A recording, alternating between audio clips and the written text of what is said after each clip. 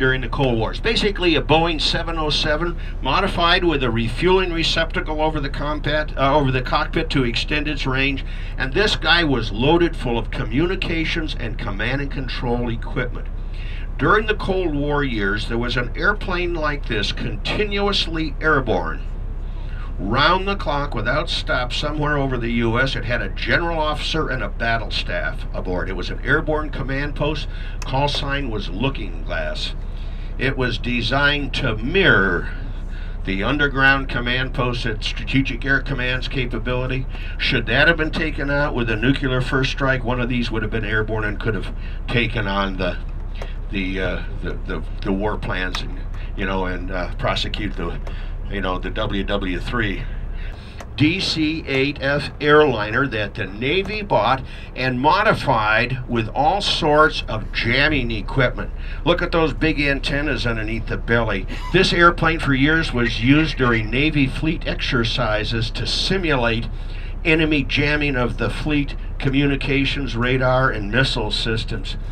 Folks, nowadays all that stuff is digital in nature, so they can have software programs to give the operators of the systems training on how to do it, so no longer need the real airplane to do the jamming.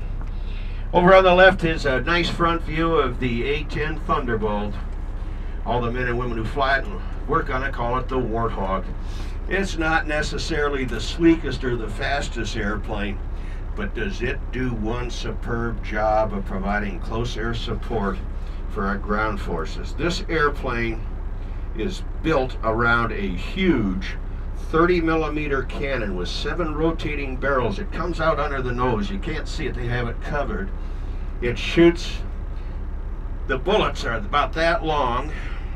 The tip that comes out the front end is nearly a pound in weight, and some of them have depleted uranium in them, capable of penetrating 8.5 inches of armor because they're so dense, and just does a great job. War's going to be around for an awful long time. There was something else I wanted to say about that, but it's just a superb attack airplane. Goes back in the Cold War when the Air Force wanted to come up with a dedicated close air support aircraft. And the point I wanted to make is that this airplane is designed to fly in about 1 mile visibility under a 1,500-foot ceiling. It's slow, very maneuverable. It can get down close to the target, very accurate and very powerful, that big gun. A bunch of surplus airliners and converted them to take passengers and cargo around the shore bases. This is the only one they actually put a cargo door in it, and there's still a bunch of them flying. A bunch of these F-111s on the ramp here, but this is the only one on the line right now. This is the EF-111 version of the F-111 attack airplane. What the Air Force did is they took all the jamming equipment from the Navy EA-6B and installed it in this.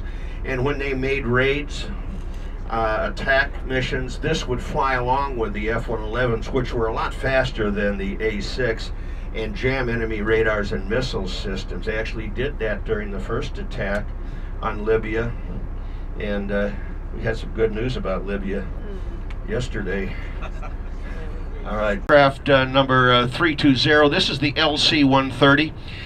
Look where the wheels are. You see great big skis down there. This airplane's job was to take off and land on the snow and ice of Antarctica, and it's used to support our research stations there. Right now it's flown by the Air Force Air National Guard in Upper State New York. We got some guard guys here? Anybody in that unit? No, we're at the 106, Long Island. Okay, great. They still fly them though. If you recall, 10 years ago, at our research station in Antarctica in the wintertime, there was a lady doctor down there, found she had breast cancer and no way to get her out. They dropped some medicine to her, but it was an airplane like this that took off from New Zealand and made the earliest ever spring landing to get her out of there. Temperature on the ground was -65 below zero. They were orbiting overhead, and a break in the clouds came in. They dropped down on the ground 15 minutes and got her out. So, up ahead, we've already talked about the F-14. Let's take a look at the United Airlines airplane there. This is the the 5th Boeing 727 that was ever built, and the first one that went to United Airlines. Folks, they flew it for years and years and years, retired it, donated it to the Smithsonian Institute. That was about 32 years ago. It's been sitting here ever since. They could train 6 navigators, radar bombardier navigators in this airplane at one time to use all the equipment rather than one at a time in the actual airplane. So it was a great training efficiency. But you know, when you retire the A6s, you got to retire the schoolhouse along with it. The black one. That's a MiG-28, isn't it? A MiG-28. It's probably been used as a MiG of some sort in movies. That's the Top Gun, that's the one in Top Gun.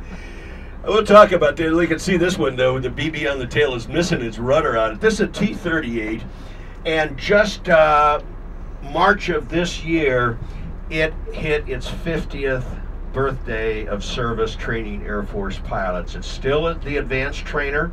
It actually goes supersonic up at altitude, and it's used to train pilots who are going to fighter attack in the bomber aircraft. Now this particular one right here was flown by U-2 pilots out at Beale Air Force Base as for additional flying proficiency. You know that U-2 is it's not very maneuverable, so they let them fly these to keep up their real pilot proficiencies, and that's why it's painted like it is. 4 big turbofan engines with afterburners, about 120,000 pounds of thrust. When one of these guys take off, you can hear it for a long way. Swing wing airplanes, the wings are out for takeoff and landing. When they go swept back up at altitude, it can actually go supersonic. Has a crew of 4, 2 pilots and an offensive and defensive weapons system officer sitting behind him in that canvas area there. You can see underneath it, if you look closely, you'll see 3 sets of bomb bay doors open. It can carry the largest bomb load of any of the U.S. fighters, just a little bit more than the B-2.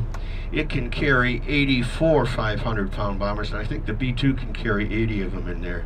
So it really has a great carrying capability. This particular B-52 actually flew 16 combat missions during the first Gulf War.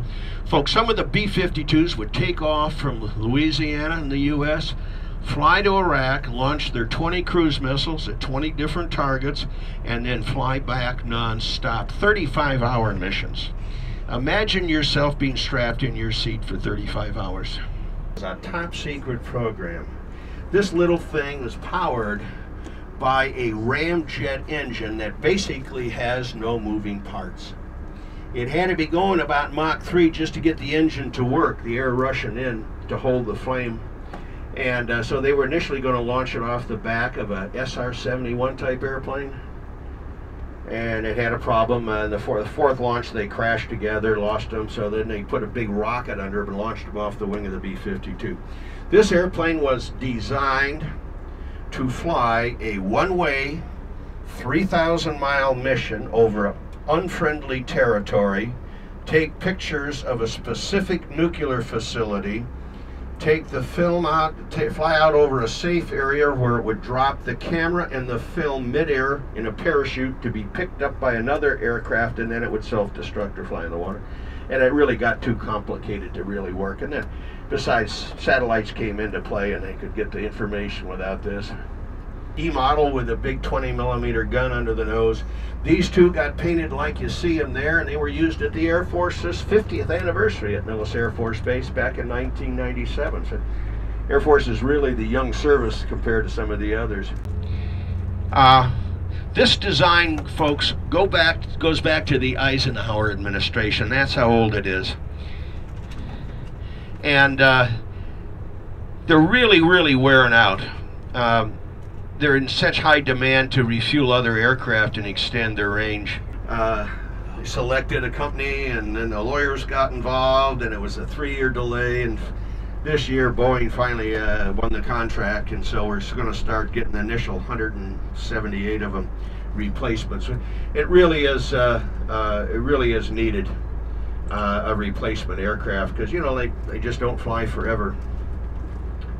We can keep on going here as fast as we can. I need to get the folks back. I talk a little too much, Bill. Helicopters here, you notice they don't storm with the rotor blades on them. Those are composite materials, and the sun would just destroy them too much, so they're stored separately. Look, a couple of these attack helicopters have FS on them. You know, that stands for the U.S. Forest Service. 2 of those as a command and control vehicle to fight forest fires.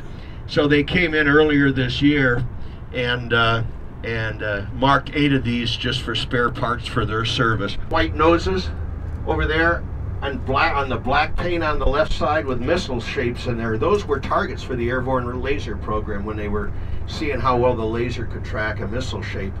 Must be good because about 1.5 years ago the airborne laser shot 2 missiles out in the boost phase, so it must work.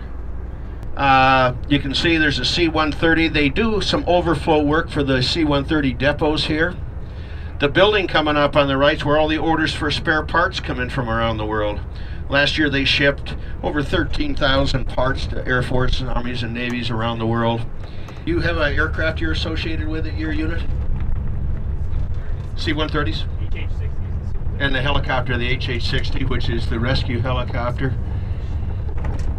All right, are they HC-130s or? H-60. Ah, okay. So you guys are involved in search and rescue. I really, really thank you for the job you guys do. Look at the C-5 Galaxy here. This is the Air Force's, U.S.'s largest airplane. Look at the size of that puppy there. Air Force is flying around 100 of them. Must be, yeah. They said it was slated for the Boneyard. Okay, you actually flew in here. Some first-hand information we get here. Well, you made it. Yeah. As we make the corner here, you'll see 2 ballistic missiles on your right here. Let me check. Yeah, there they are. The first one with the 2 rocket motors is a Titan 1, and the one to the left is an even earlier Thor missile, so that really goes back in time. Level so that they could tow airplanes from one side to the other over this bridge. And generally speaking, once they tow an airplane over that bridge, chances are pretty doggone good it's not going to fly again. So if there were such a thing as a boneyard, we're in it now. Look at the extent they go through to get spare parts off of these KC-135 tankers, those big sawhorses to hold up the wings and the fuselage as they take landing gears off, taking the tails off. When they start taking the engines off, they kind of have to take the tail off so it doesn't fall over on its hind end there. A lot of the little trainers and F4s, they brought about 200 of the F4s in here and stored them in this area right here and use them for spare parts. There's still 5 or 6 countries that fly the fabulous Phantom, and guess where they get their spare parts? Right there. Now way off in the distance you'll see some B-52s that have been cut into pieces, and that was part of the first Strategic Arms Reduction Treaty between Russia and the US, where both countries agreed to get rid of some of their long-range nuclear attack capability, missiles and aircraft. They have the full inside seats in there, and they're used by law enforcement occasionally to do training, their hijack recovery training techniques, either as a sky marshal who would be aboard an airplane or a ground SWAT team that would have to board them if they were on the ground.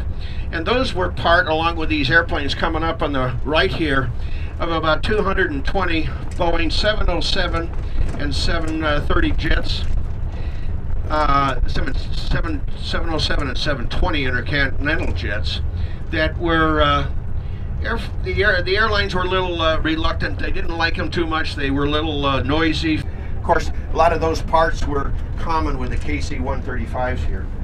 You know, I hope the U.S. folks will take away an impression that your government and the Air Force especially is doing everything they can to really squeeze the last drop of utilities out of these airplanes that your taxpayer dollars bought over the years. Look at these F-111s here. This field was packed full of them just a couple of months ago when they made the decision to start taking them out, and they'll chop the wings off and haul them off on flatbeds. They have these big Connex containers there, so they're going ahead a priori and taking out high-use parts on them. Way off in the distance, you'll see those tall tails there. Those are some early of the C-5 Galaxies, the Lockheed-built transport. They brought those here early on just for spare parts to keep the existing fleet of about 110 in service. One just took off and is going up for a close pattern, it looks like, and you can see an instructor flying wing with them. course, they're right overhead right now. You might see them when they come around.